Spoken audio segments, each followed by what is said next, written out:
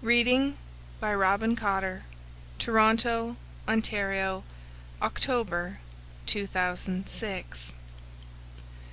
The Adventures of Sherlock Holmes by Sir Arthur Conan Doyle. Adventure number 3.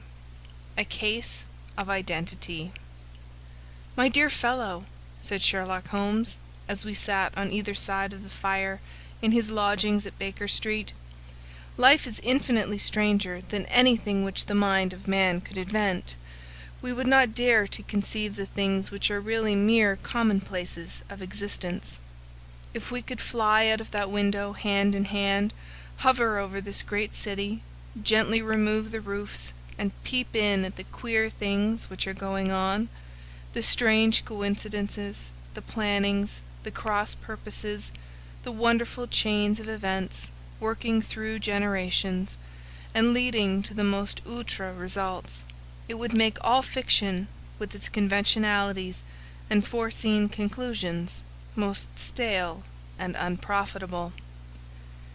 "And yet I am not convinced of it," I answered. "The cases which come to light in the papers are, as a rule, bald enough, and vulgar enough. We have in our police reports realism pushed to its extreme limits, and yet the result is, it must be confessed, neither fascinating nor artistic." "A certain selection and discretion must be used in producing a realistic effect," remarked Holmes. "This is wanting in the police report, where more stress is laid, perhaps, upon the platitudes of the magistrate than upon the details, which to an observer contain the vital essence of the whole matter. Depend upon it, there is nothing so unnatural as the commonplace." I smiled and shook my head. "I can quite understand your thinking so," I said. "Of course, in your position of unofficial adviser and helper to everybody who is absolutely puzzled throughout 3 continents, you are brought in contact with all that is strange and bizarre. But here—" I picked up the morning paper from the ground. "Let us put it to a practical test. Here is the first heading upon which I come: 'A husband's cruelty to his wife.' There is half a column of print, but I know without reading it that it is all perfectly familiar to me. There is, of course, the other woman, the drink, the push, the blow, the bruise, the sympathetic sister or landlady. The crudest of writers could invent nothing more crude." "Indeed, your example is an unfortunate one for your argument," said Holmes, taking the paper and glancing his eye down it. "This is the Dundas separation case, and, as it happens, I was engaged in clearing up some small points in connection with it. The husband was a teetotaler, and there was no other woman, and the conduct complained of was that he had drifted into the habit of winding up every meal by taking out his false teeth and hurling them at his wife, which, you will allow, is not an action likely to occur to the imagination of the average story-teller. Take a pinch of snuff, doctor, and acknowledge that I have scored over you in your example." He held out his snuff-box of old gold, with a great amethyst in the centre of the lid. Its splendour was in such contrast to his homely ways and simple life that I could not help commenting upon it. "Ah," said he, "I forgot that I had not seen you for some weeks. It is a little souvenir from the King of Bohemia in return for my assistance in the case of the Irene Adler papers." "And the ring?" I asked, glancing at a remarkable brilliant which sparkled upon his finger. "It was from the reigning family of Holland, though the matter in which I served them was of such delicacy that I cannot confide it even to you, who have been good enough to chronicle 1 or 2 of my little problems." "And have you any on hand just now?" I asked with interest. "Some 10 or 12, but none which present any feature of interest. They are important, you understand, without being interesting. Indeed, I have found that it is usually in unimportant matters that there is a field for the observation, and for the quick analysis of cause and effect which gives the charm to an investigation. The larger crimes are apt to be the simpler, for the bigger the crime, the more obvious, as a rule, is the motive. In these cases, save for one rather intricate matter which has been referred to me from Marseilles, there is nothing which presents any features of interest. It is possible, however, that I may have something better before very many minutes are over, for this is one of my clients, or I am much mistaken." He had risen from his chair, and was standing between the parted blinds, gazing down into the dull, neutral-tinted London street. Looking over his shoulder, I saw that on the pavement opposite there stood a large woman with a heavy fur boa round her neck, and a large curling red feather in a broad-brimmed hat, which was tilted in a coquettish Duchess of Devonshire fashion over her ear. From under this great panoply she peeped up in a nervous, hesitating fashion at our windows, while her body oscillated backward and forward, and her fingers fidgeted with her glove buttons. Suddenly, with a plunge, as of the swimmer who leaves the bank, she hurried across the road, and we heard the sharp clang of the bell. "I have seen those symptoms before," said Holmes, throwing his cigarette into the fire. "Oscillation upon the pavement always means an affaire de coeur. She would like advice, but she is not sure that the matter is not too delicate for communication. And yet, even here we may discriminate. When a woman has been seriously wronged by a man she no longer oscillates, and the usual symptom is a broken bell wire. Here we may take it that there is a love matter, but that the maiden is not so much angry as perplexed or grieved. But here she comes in person to resolve our doubts." As he spoke, there was a tap at the door, and the boy in buttons entered to announce Miss Mary Sutherland, while the lady herself loomed behind his small black figure like a full-sailed merchantman behind a tiny pilot-boat. Sherlock Holmes welcomed her with the easy courtesy for which he was remarkable, and, having closed the door and bowed her into an armchair, he looked her over in the minute and yet abstracted fashion which was peculiar to him. "Do you not find," he said, "that with your short sight it is a little trying to do so much typewriting?" "I did at first," she answered, "but now I know where the letters are without looking." Then, suddenly realizing the full purport of his words, she gave a violent start and looked up, with fear and astonishment upon her broad, good-humoured face. "You have heard about me, Mr. Holmes," she cried, "else how could you know all that?" "Never mind," said Holmes, laughing. "It is my business to know things. Perhaps I have trained myself to see what others overlook. If not, why should you come to consult me?" "I came to you, sir, because I heard of you from Mrs. Etheridge, whose husband you found so easy when the police and everyone had given him up for dead. Oh, Mr. Holmes, I wish you would do as much for me. I'm not rich, but still I have 100 a year in my own right, besides the little that I make by the machine, and I would give it all to know what has become of Mr. Hosmer Angel." "Why did you come away to consult me in such a hurry?" asked Sherlock Holmes, with his finger-tips together and his eyes to the ceiling. Again a startled look came over the somewhat vacuous face of Miss Mary Sutherland. "Yes, I did bang out of the house," she said, "for it made me angry to see the easy way in which Mr. Windibank, that is my father, took it all. He would not go to the police, and he would not go to you, and so at last, as he would do nothing, and kept on saying that there was no harm done, it made me mad, and I just on with my things, and came right away to you." "Your father," said Holmes. "Your stepfather, surely, since the name is different." "Yes, my stepfather.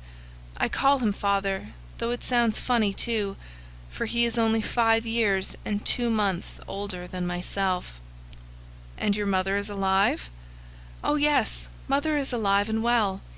I wasn't best pleased, Mr. Holmes, when she married again so soon after father's death, and a man who was nearly 15 years younger than herself. Father was a plumber in the Tottenham Court Road, and he left a tidy business behind him, which Mother carried on with Mr. Hardy, the foreman. But when Mr. Windibank came he made her sell the business, for he was very superior, being a traveller in wines. They got £4700 for the goodwill and interest, which wasn't near as much as Father could have got if he had been alive. I had expected to see Sherlock Holmes impatient under this rambling and inconsequential narrative, but on the contrary he had listened with the greatest concentration of attention. "Your own little income?" he asked. "Does it come out of the business?" "Oh no, sir. It is quite separate, and was left me by my Uncle Ned in Auckland. It is in New Zealand stock, paying 4.5 per cent. £2,500 was the amount, but I can only touch the interest." "You interest me extremely," said Holmes, "and since you draw so large a sum as 100 a year, with what you earn into the bargain, you no doubt travel a little and indulge yourself in every way. I believe that a single lady can get on very nicely upon an income of about £60. "I could do with much less than that, Mr. Holmes, but you understand that as long as I live at home I don't wish to be a burden to them, and so they have the use of the money just while I am staying with them. Of course, that is only just for the time. Mr. Windibank draws my interest every quarter and pays it over to Mother, and I find that I can do pretty well with what I earn at typewriting. It brings me 2 pence a sheet, and I can often do from 15 to 20 sheets in a day." "You have made your position very clear to me," said Holmes. "This is my friend, Dr. Watson, before whom you can speak as freely as before myself. Kindly tell us now all about your connection with Mr. Hosmer Angel." A flush stole over Miss Sutherland's face, and she picked nervously at the fringe of her jacket. "I met him first at the gasfitters' ball," she said. "They used to send Father tickets when he was alive, and then afterwards they remembered us, and sent them to Mother. Mr. Windibank did not wish us to go. He never did wish us to go anywhere. He would get quite mad if I wanted so much as to join a Sunday school treat. But this time I was set on going, and I would go, for what right had he to prevent? He said the folk were not fit for us to know, when all Father's friends were to be there. And he said that I had nothing fit to wear, when I had my purple plush that I had never so much as taken out of the drawer. At last, when nothing else would do, he went off to France upon the business of the firm, but we went, Mother and I, with Mr. Hardy, who used to be our foreman, and it was there I met Mr. Hosmer Angel." "I suppose," said Holmes, "that when Mr. Windibank came back from France he was very annoyed at your having gone to the ball." "Oh, well, he was very good about it. He laughed, I remembered, and shrugged his shoulders, and said there was no use denying anything to a woman, for she would have her way." "I see. Then at the gasfitters' ball you met, as I understand, a gentleman called Mr. Hosmer Angel?" "Yes, sir. I met him that night, and he called next day to ask if we had got home all safe, and after that we had met him, that is to say, Mr. Holmes, I met him twice for walks, but after that Father came back again, and Mr. Hosmer Angel could not come to the house any more." "No?" "Well, you know Father didn't like anything of the sort. He wouldn't have any visitors if he could help it, and he used to say that a woman should be happy in her own family circle. But then, as I used to say to Mother, a woman wants her own circle to begin with, and I had not got mine yet." "But how about Mr. Hosmer Angel? Did he make no attempt to see you?" "Well, Father was going off to France again in a week, and Hosmer wrote and said that it would be safer and better not to see each other until he had gone. We could write in the meantime, and he used to write every day. I took the letters in the morning, so there was no need for Father to know." "Were you engaged to the gentleman at this time?" "Oh yes, Mr. Holmes. We were engaged after the first walk that we took. Mr. Angel was a cashier in an office in Leadenhall Street, and—" "What office? That's the worst of it, Mr. Holmes. I don't know." "Where did he live, then?" "He slept on the premises." "And you don't know his address?" "No, except that it was Leadenhall Street." "Where did you address your letters, then?"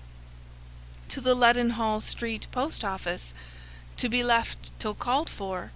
He said that if they were sent to the office, he would be chaffed by all the other clerks about having letters from a lady, so I offered to typewrite them, like he did his, but he wouldn't have that, for he said that when I wrote them they seemed to come from me, but when they were typewritten he always felt that the machine had come between us. That will just show you how fond he was of me, Mr. Holmes, and the little things that he would think of." "It was most suggestive," said Holmes. "It has long been an axiom of mine that the little things are infinitely the most important. Can you remember any other little things about Mr. Hosmer Angel?" "He was a very shy man, Mr. Holmes. He would rather walk with me in the evening than in the daylight, for he said that he hated to be conspicuous. Very retiring and gentlemanly he was. Even his voice was gentle. He'd had the quinsy and swollen glands when he was young, he told me, and it had left him with a weak throat and a hesitating, whispering fashion of speech. He was always well dressed, very neat and plain, but his eyes were weak, just as mine are, and he wore tinted glasses against the glare." "Well, and what happened when Mr. Windibank, your stepfather, returned to France?" "Mr. Hosmer Angel came to the house again, and proposed that we should marry before father came back. He was in dreadful earnest, and made me swear, with my hands on the testament, that whatever happened I would always be true to him. Mother said he was quite right to make me swear, and that it was a sign of his passion. Mother was all in his favour from the first, and was even fonder of him than I was. Then, when they talked of marrying within the week, I began to ask about father, but they both said never to mind about father, but just to tell him afterwards, and mother said she would make it all right with him. I didn't quite like that, Mr. Holmes. It seemed funny that I should ask his leave, as he was only a few years older than me, but I didn't want to do anything on the sly, so I wrote to father at Bordeaux, where the company has its French offices, but the letter came back to me on the very morning of the wedding." "It missed him, then?" "Yes, sir, for he had started to England just before it arrived." "Ha! That was unfortunate. Your wedding was arranged, then, for the Friday. Was it to be in church?" "Yes, sir, but very quietly. It was to be at St. Saviour's, near King's Cross, and we were to have breakfast afterwards at the St. Pancras Hotel. Hosmer came for us in a hansom, but as there were two of us, he put us both into it and stepped himself into a four-wheeler, which happened to be the only other cab in the street. We got to the church first, and when the four-wheeler drove up, we waited for him to step out, but he never did, and when the cabman got down from the box and looked, there was no one there. The cabman said that he could not imagine what had become of him, for he had seen him get in with his own eyes. That was last Friday, Mr. Holmes, and I have never seen or heard anything since then to throw any light upon what became of him." "It seems to me that you have been very shamefully treated," said Holmes. "Oh, no, sir. He was too good and kind to leave me so. Why, all the morning he was saying to me that, whatever happened, I was to be true, and that even if something quite unforeseen occurred to separate us, I was always to remember that I was pledged to him, and that he would claim his pledge sooner or later. It seemed strange talk for a wedding morning, but what has happened since gives a meaning to it." "Most certainly it does. Your own opinion is, then, that some unforeseen catastrophe has occurred to him?" "Yes, sir. I believe that he foresaw some danger, or else he would not have talked so. And then I think that what he foresaw happened." "But you have no notion as to what it could have been?" "None." "One more question. How did your mother take the matter?" She was angry, and said that I was never to speak of the matter again." "And your father? Did you tell him?" "Yes, and he seemed to think, with me, that something had happened, and that I should hear of Hosmer again. As he said, what interest could anyone have in bringing me to the doors of the church, and then leaving me? Now, if he had borrowed my money, or if he had married me and got my money settled on him, there might be some reason. But Hosmer was very independent about money, and never would look at a shilling of mine. And yet what could have happened? And why could he not write? Oh, it drives me half mad to think of it, and I can't sleep a wink at night." She pulled a little handkerchief out of her muff, and began to sob heavily into it. "I shall glance into the case for you," said Holmes, rising, "and I have no doubt that we shall reach some definite result. Let the weight of the matter rest upon me now, and do not let your mind dwell upon it further. Above all, try to let Mr. Hosmer Angel vanish from your memory, as he has done from your life." "Then you don't think I'll see him again?" "I fear not." "Then what has happened to him?" "You will leave that question in my hands. I should like an accurate description of him, and any letters of his which you can spare." "I advertised for him in last Saturday's Chronicle," said she. "Here is the slip, and here are 4 letters from him." "Thank you. And your address?" 31 Lyon Place, Camberwell. "Mr. Angel's address you never had, I understand. Where is your father's place of business?" "He travels for Westhouse and Marbank, the great claret importers of Fenchurch Street." "Thank you. You have made your statement very clearly. You will leave the papers here, and remember the advice which I have given you. Let the whole incident be a sealed book, and do not allow it to affect your life." "You are very kind, Mr. Holmes, but I cannot do that. I shall be true to Hosmer. He shall find me ready when he comes back." For all the preposterous hat and the vacuous face, there was something noble in the simple faith of our visitor which compelled our respect. She laid her little bundle of papers upon the table, and went her way, with a promise to come again whenever she might be summoned. Sherlock Holmes sat silent for a few minutes, with his finger-tips still pressed together, his legs stretched out in front of him, and his gaze directed upward to the ceiling. Then he took down from the rack the old and oily clay pipe, which was to him as a counsellor, and, having lit it, he leaned back in his chair, with the thick blue cloud-wreaths spinning up from him, and a look of infinite languor upon his face. "Quite an interesting study, that maiden," he observed. "I found her more interesting than her little problem, which, by the way, is rather a trite one. You will find parallel cases, if you consult my index, in Andover in '77. And there was something of the sort at The Hague last year. Old as is the idea, however, there were 1 or 2 details which were new to me, but the maiden herself was most instructive." "You appeared to read a good deal upon her, which was quite invisible to me," I remarked. "Not invisible, but unnoticed, Watson. You did not know where to look, and so you missed all that was important. I can never bring you to realize the importance of sleeves, the suggestiveness of thumbnails, or the great issues that may hang from a bootlace. Now, what did you gather from that woman's appearance? Describe it." "Well, she had a slate-coloured, broad-brimmed straw hat, with a feather of a brickish red. Her jacket was black, with black beads sewn upon it, and a fringe of little black jet ornaments. Her dress was brown, rather darker than coffee colour, with a little purple plush at the neck and sleeves. Her gloves were greyish, and were worn through at the right forefinger. Her boots I didn't observe. She had small, round, hanging gold earrings, and a general air of being fairly well-to-do in a vulgar, comfortable, easy-going way." Sherlock Holmes clapped his hands softly together and chuckled. "'Pon my word, Watson, you are coming along wonderfully. You have really done very well indeed.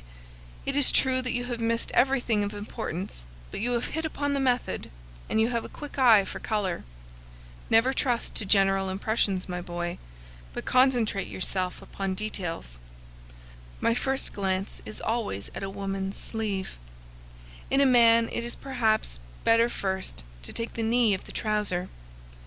As you observe, this woman had plush upon her sleeves, which is a most useful material for showing traces. The double line a little above the wrist, where the typewriter presses against the table, was beautifully defined. The sewing machine of the hand type leaves a similar mark, but only on the left arm, and on the right of it farthest from the thumb, instead of being right across the broadest part, as this was.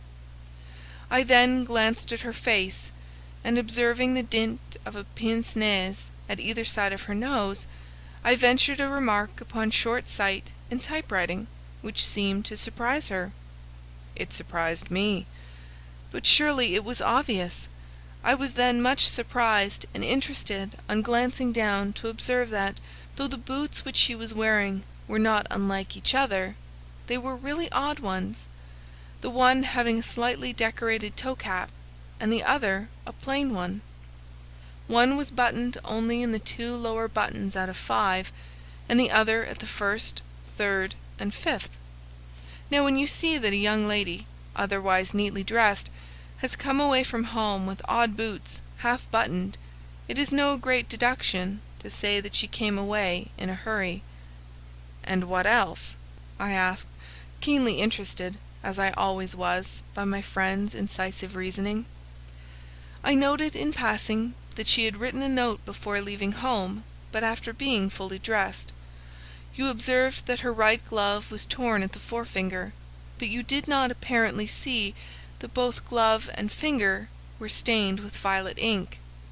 She had written in a hurry and dipped her pen too deep. It must have been this morning, or the mark would not remain clear upon the finger. All this is amusing, though rather elementary, but I must go back to business, Watson. Would you mind reading me the advertised description of Mr. Hosmer Angel? I held the little printed slip to the light. "Missing," it said, "on the morning of the 14th, a gentleman named Hosmer Angel, about 5 feet 7 inches in height, strongly built, sallow complexion, black hair, a little bald in the centre, bushy black side whiskers and moustache, tinted glasses, slight infirmity of speech, was dressed when last seen in black frock coat faced with silk, black waistcoat, gold Albert chain, and grey Harris tweed trousers, with brown gaiters over elastic-sided boots, known to have been employed in an office in Leadenhall Street. Anybody bringing—" "That will do," said Holmes. "As to the letters," he continued, glancing over them, "they are very commonplace. Absolutely no clue in them to Mr. Angel, save that he quotes Balzac once. There is a remarkable point, however, which will no doubt strike you." "They are typewritten," I remarked.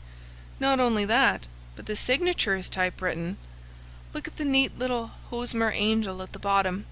There is a date, you see, but no superscription except Leadenhall Street, which is rather vague. The point about the signature is very suggestive. In fact, we may call it conclusive." "Of what?" "My dear fellow, is it possible you do not see how strongly it bears upon the case?" "I cannot say that I do, unless it were that he wished to be able to deny his signature if an action for breach of promise were instituted. No, that was not the point. However, I shall write 2 letters which should settle the matter. One is to a firm in the city, the other is to the young lady's stepfather, Mr. Windibank, asking him whether he can meet us here at 6 o'clock tomorrow evening. It is just as well that we should do business with the male relatives. And now, doctor, we can do nothing until the answers to those letters come, so we may put our little problem upon the shelf for the interim." I had had so many reasons to believe in my friend's subtle powers of reasoning and extraordinary energy in action, that I felt that he must have some solid grounds for the assured and easy demeanour with which he treated the singular mystery which he had been called upon to fathom. Once only had I known him to fail, in the case of the King of Bohemia and of the Irene Adler photograph, but when I looked back to the weird business of the sign of 4, and the extraordinary circumstances connected with the study in scarlet, I felt that it would be a strange tangle indeed which he could not unravel. I left him then, still puffing at his black clay pipe, with the conviction that when I came again on the next evening, I would find that he held in his hands all the clues which would lead up to the identity of the disappearing bridegroom of Miss Mary Sutherland. A professional case of great gravity was engaging my own attention at the time, and the whole of next day I was busy at the bedside of the sufferer. It was not until close upon 6 o'clock that I found myself free, and was able to spring into a hansom and drive to Baker Street, half afraid that I might be too late to assist at the denouement of the little mystery.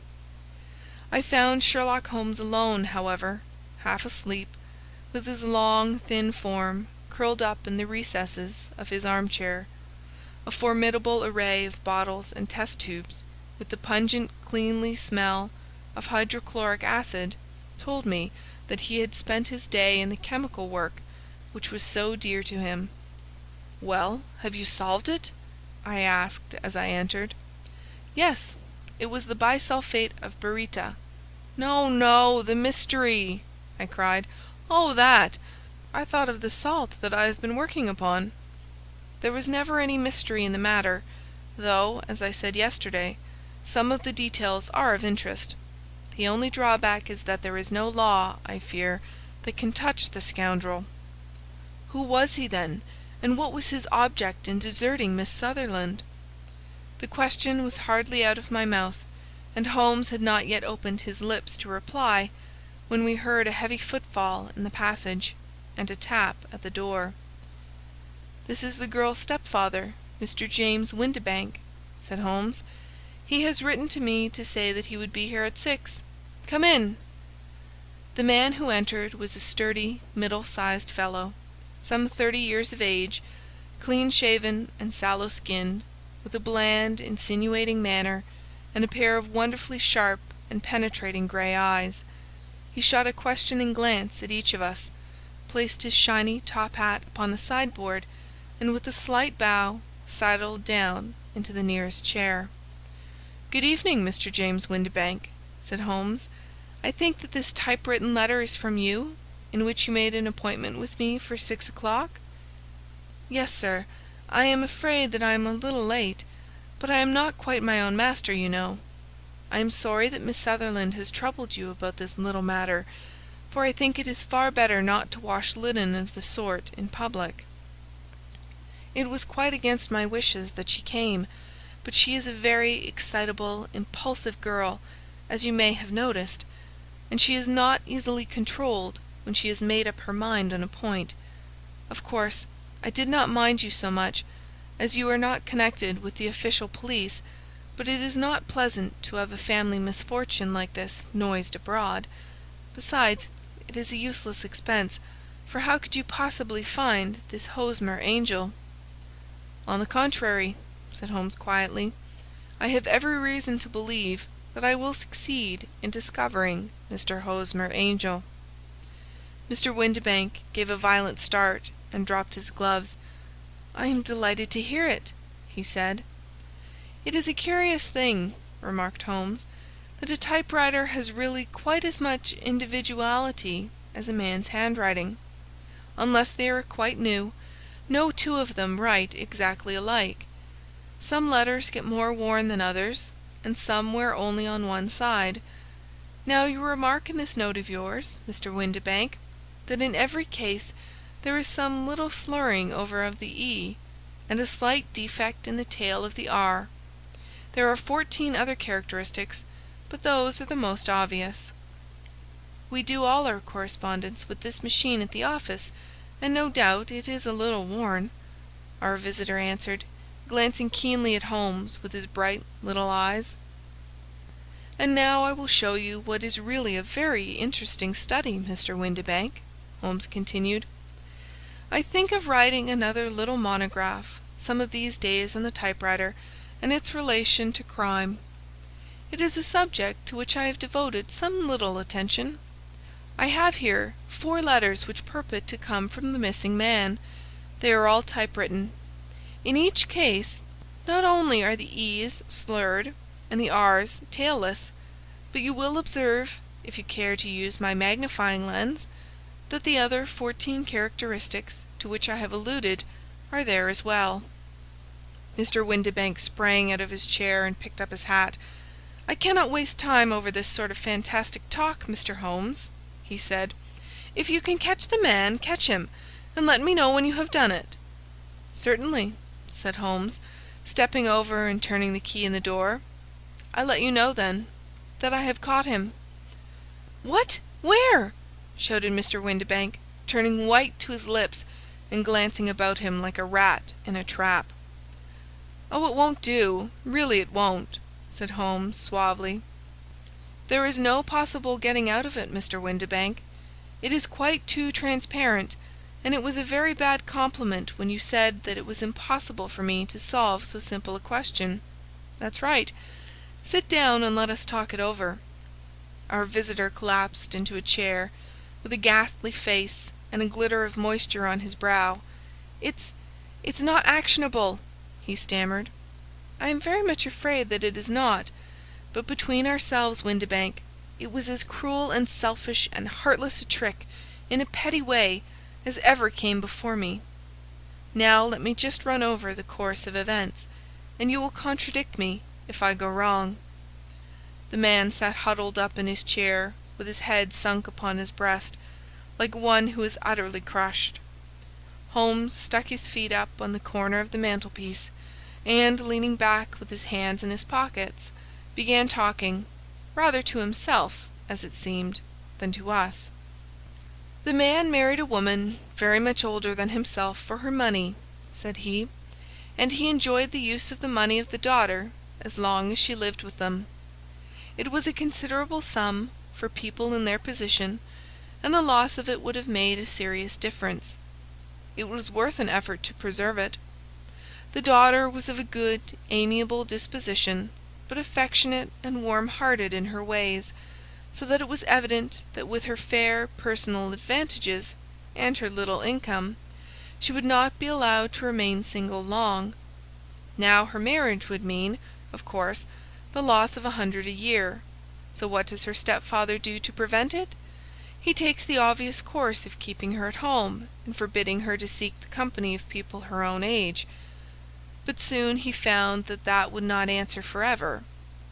She became restive, insisted upon her rights, and finally announced her positive intention of going to a certain ball. What does her clever stepfather do then? He conceives an idea more creditable to his head than to his heart.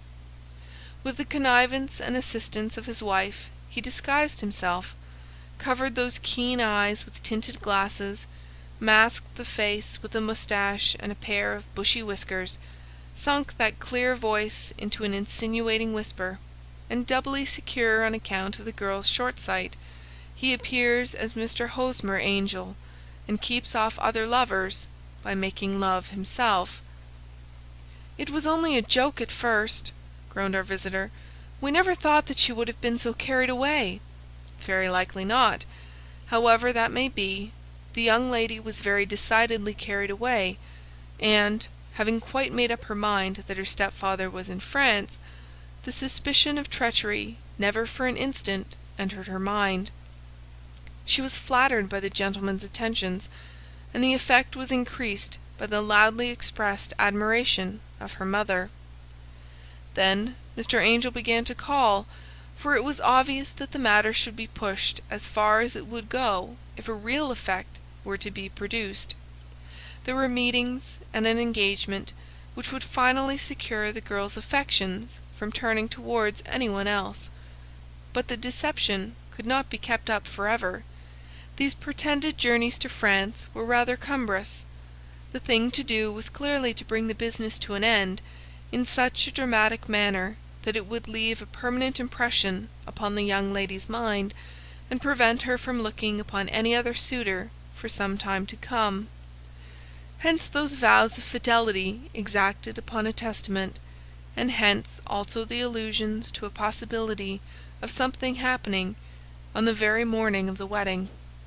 James Windibank wished Miss Sutherland to be so bound to Hosmer Angel, and so uncertain as to his fate, that for 10 years to come, at any rate, she would not listen to another man.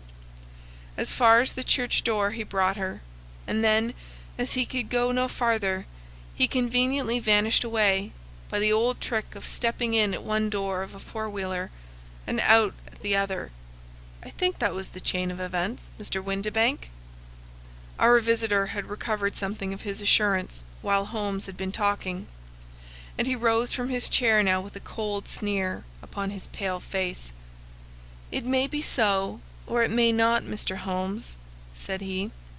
"But if you are so very sharp, you ought to be sharp enough to know that it is you who are breaking the law now, and not me. I have done nothing actionable from the first, but as long as you keep that door locked, you lay yourself open to an action for assault and illegal constraint." "The law cannot, as you say, touch you," said Holmes, unlocking and throwing open the door. "Yet there never was a man who deserved punishment more. If the young lady has a brother or a friend, he ought to lay a whip across your shoulders. By Jove!" he continued, flushing up at the sight of the bitter sneer upon the man's face, "it is not part of my duties to my client, but here's a hunting crop handy, and I think I shall just treat myself to—" He took 2 swift steps to the whip, but before he could grasp it, there was a wild clatter of steps upon the stairs, the heavy hall door banged, and from the window we could see Mr. James Windibank running at the top of his speed down the road. "There's a cold-blooded scoundrel," said Holmes, laughing, as he threw himself down into his chair once more. "That fellow will rise from crime to crime, until he does something very bad, and ends on a gallows. The case has, in some respects, been not entirely devoid of interest." "I cannot now entirely see all the steps of your reasoning," I remarked. "Well, of course it was obvious from the first that this Mr. Hosmer Angel must have some strong object for his curious conduct, and it was equally clear that the only man who really profited by the incident, as far as we could see, was the stepfather. Then the fact that the 2 men were never together, but that the one always appeared when the other was away, was suggestive. So were the tinted spectacles and the curious voice, which both hinted at a disguise, as did the bushy whiskers. My suspicions were all confirmed by his peculiar action in typewriting his signature, which, of course, inferred that his handwriting was so familiar to her that she would recognize even the smallest sample of it. You see, all these isolated facts, together with many minor ones, all pointed in the same direction." "And how did you verify them?" "Having once spotted my man, it was easy to get corroboration. I knew the firm for which this man worked.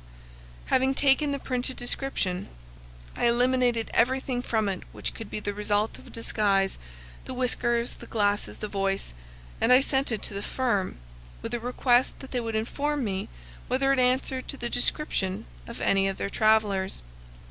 I had already noticed the peculiarities of the typewriter, and I wrote to the man himself at his business address, asking him if he would come here.